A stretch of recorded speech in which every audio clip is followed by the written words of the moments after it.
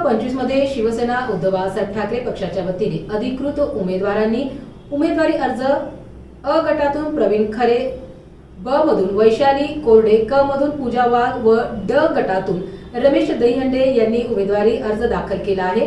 या सर्व उमेदवारात रमेश दहीहंडे यांचा जनसंपर्क चांगलाच असल्याचे ऐकायला येत आहे। चारही उमेदवार नागरिकांच्या सोयी सुविधांबाबत कटिबद्ध असल्याचे त्यांनी यूसीएन टीव्ही न्यूजच्या माध्यमातून बोलताना सांगितले।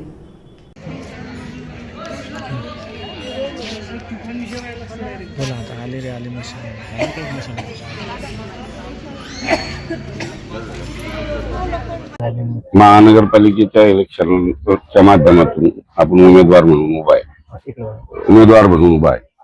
हे करीत असताना त्या जनतेला येणाऱ्या समस्या आहे, पाण्याची असेल, म्हणजे टॅक्स 365 दिवसात आणि पाणी जास्तीत जास्त वर्षातून 30 दिवस पाणी भेटतं, त्याची गॅरंटी नाही भेटत का नाही भेटत।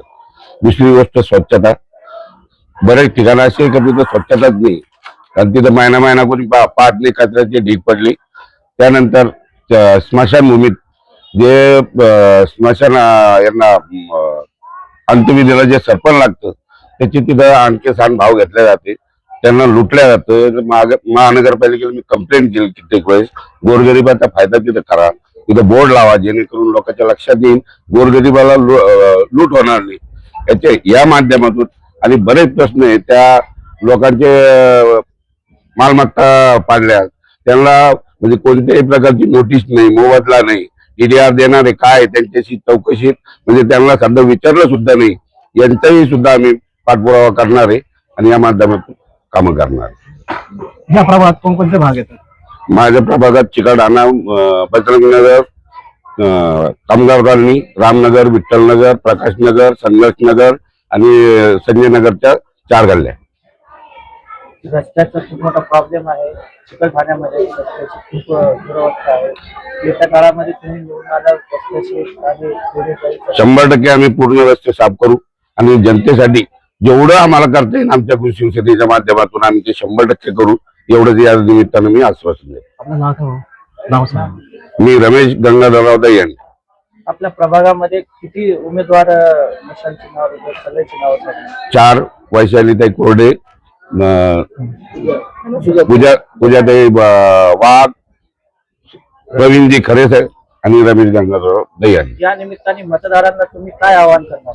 मतदारांना एवढंच सांगू, आम्ही शिवसेनेच्या माध्यमातून आतापर्यंत जनतेची सेवा करीत आलो आणि याही पुढे आम्हाला आपल्याकडून अपेक्षा आहे की आपण आम्हाला सहकार्य कराल, एवढीच विनंती। दादा काय सांगाल, आज तुमच्या प्रभागामध्ये खूप मोठ्या समस्या आहेत,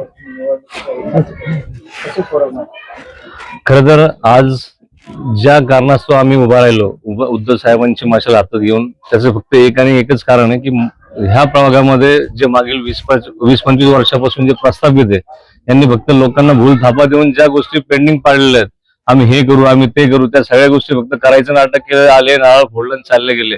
या सगळ्या गोष्टी त्यांनी फक्त नारळ फोडून गेले, आम्ही डायरेक्ट काम करून दाखवणार, त्याच्यानंतरच बोलणार। मतदाराला तुम्ही काय आवाहन करणार? मतदारांना फक्त एवढंच आवाहन करू की त्यांनी फक्त यावेळेस आमचे शिवसेनेचे उद्धव बाळासाहेबांचे 4ही उमेदवार मशालीच्या नावाखाली निवडून आणा। परिसर पूर्ण प्रभाग स्वच्छ, निर्मळ आणि पूर्ण सुरक्षित, मग तो सीसीटीव्ही असो काहीही असो। आता रिसेंटली आम्ही महिलांच्या सुरक्षेचा जो विषय होता, खूप मोठा विषय होता, त्यासाठी 3 दिवस आम्ही आंदोलन केलं। त्या 3 दिवसाच्या आंदोलनाच्या आम्हाला यश असं मिळालं की आम्ही पोलीस चौकी तिथं उभारली, घरच्यांनी आम्ही सगळ्यांनी पोलीस चौकी उभारली। त्यात लवकर आता आचारसंहिता लागल्यामुळे फक्त स्टाफ नेमणूक नाही झाली, नाही तर या इलेक्शन झालेल्या स्टाफ नेमणूक होऊन म्हणजे जवळपास 80 ते 90% जो परिसर आहे तो पूर्णपणे सुरक्षित केला जाईल।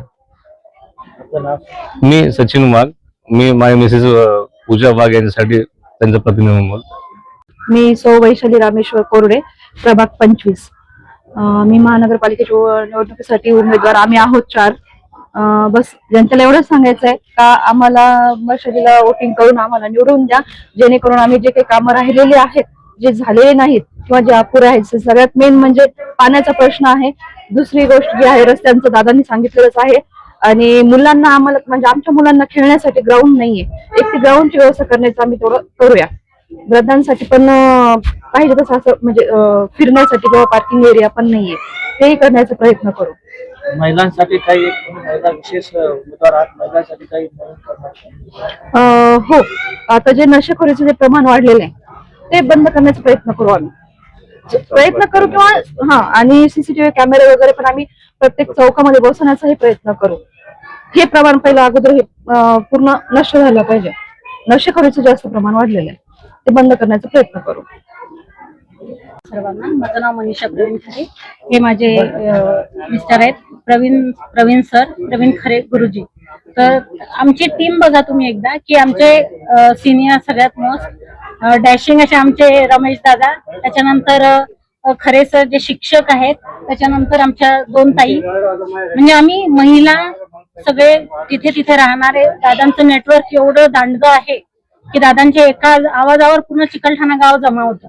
आमचं नेटवर्क एवढं स्ट्रॉंग आहे की आम्ही तुमचे तळागाळातले, आम्ही काय फक्त मंत्री आले की आम्ही रोड चांगला, जालना रोड गड्डे बुजवायचे बस तेवढं काम नाही करणार. आम्ही प्रत्येक तळागाळातल्या गरीब शिवसैनिक, गरीब जनतेचे सगळे कामं करणार आहोत. प्रत्येक, असं कधीच होणार नाही की आमच्यापर्यंत ती कंप्लेंट आली आणि तो माणूस परत गेला म्हणून. एवढा आम्ही जनसंपर्क वाढवलेला आहे आणि आम्हाला जनतेचे हेच मागणं आहे की आम्हाला एक संधी द्या, जेणेकरून हे जे काही आम्हाला वृद्धांसाठी ट्रॅक नाहीये, ते जालना रोडवर फिरतात, त्यांचे ऍक्सिडेंट होतात, आणि पाणी, रस्ते, साफसफाई हे तर झालं, पण सगळ्यात मोठा प्रॉब्लेम हा आहे की रोजगारचा आहे. आपल्या इथले मुलं शिकतायत, महिला शिकतायत, मुली शिकतायत, पण त्या कुठे जात आहेत? पुणे, मुंबई. आपल्या मराठवाड्यामध्ये का कंपन्या आणत नाहीये मोठ्या मोठ्या? आमच्याकडे काय जागा नाही का? आमच्याकडे काय शिक्षण नाहीये का? मुलं एवढे जीव तोडून शिकतायत, मुली शिकतात, महिला शिकतात. महिलांसाठी आम्ही बचत गट तयार करू, त्यांना उद्योगाची पुरेपूर संधी आमच्याकडनं जेवढी होईल 100 ने आम्ही 200% त्यांना संधी देऊ महिलांना रोजगाराची.